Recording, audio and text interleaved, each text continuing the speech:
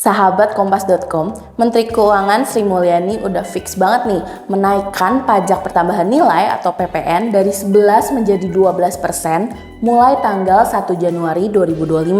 Informasi ini disampaikan oleh Sri Mulyani dalam rapat kerja bersama Komisi 9 DPR tanggal 13 November 2024. Menke mengatakan kenaikan tarif PPN ini mengacu pada Undang-Undang Nomor 7 Tahun 2021 tentang harmonisasi peraturan perpajakan atau HPP. Nah, Sri Mulyani bilang kenaikan tarif PPN ini untuk menjaga kesehatan APBN atau anggaran pendapatan dan belanja negara.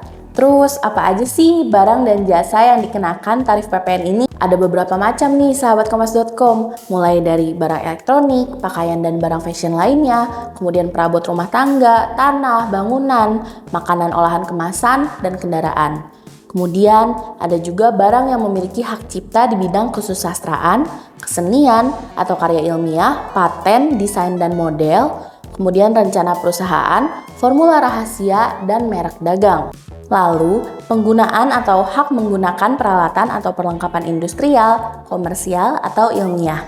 Kemudian, pemberian pengetahuan atau informasi di bidang ilmiah, teknikal, industrial, atau komersial. Kira-kira gimana ya pendapat warga soal kenaikan tarif PPN ini? Yuk kita tanya. Bisa dibilang setuju apa enggak ya? Soalnya kalau setuju bagi mereka yang punya uang pajak tuh nggak masalah ya. Tapi kalau bagi saya ya, yang terutama ojek online ya profesinya agak berat juga ya, untuk hidup juga berat, apalagi harus ditimpa pajak yang berat juga. Jadi saya tuh bingung harus kayak gimana.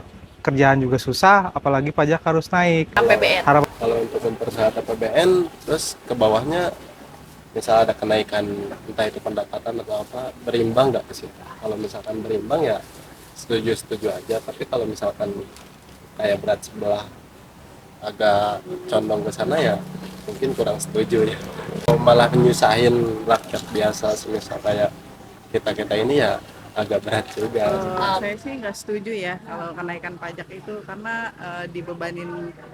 bingung juga dibebanin ke pembeli juga, mereka agak keberatan gitu kan ya, karena makanan itu lebih sering dibeli untuk sehari-hari gitu kan ya.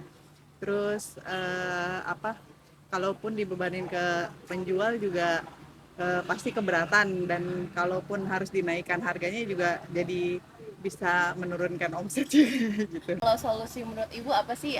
Kalau untuk pedagang sih mungkin lebih ke subsidi kali ya. Kalau untuk naikin gaji untuk mungkin itu kebijakan perusahaan masing-masing gitu. Harapan saya para pejabat yang udah punya ilmu tinggi lah harusnya bisa memilih kebijakan yang seimbang, baik lah bagi masyarakat yang kecil seperti saya. Alangkah baiknya ada semacam jangan semua dikenakan pajak seperti orang-orang seperti saya gitu. Harapan untuk Terkait itu.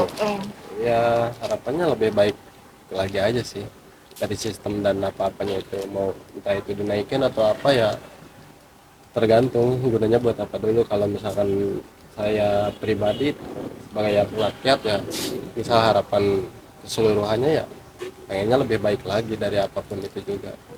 Lebih banyak dibantu untuk terutama pedagang-pedagang kecil atau UMKM gitu sih. Oke, siap. Makasih ya Ibu ya. Iya.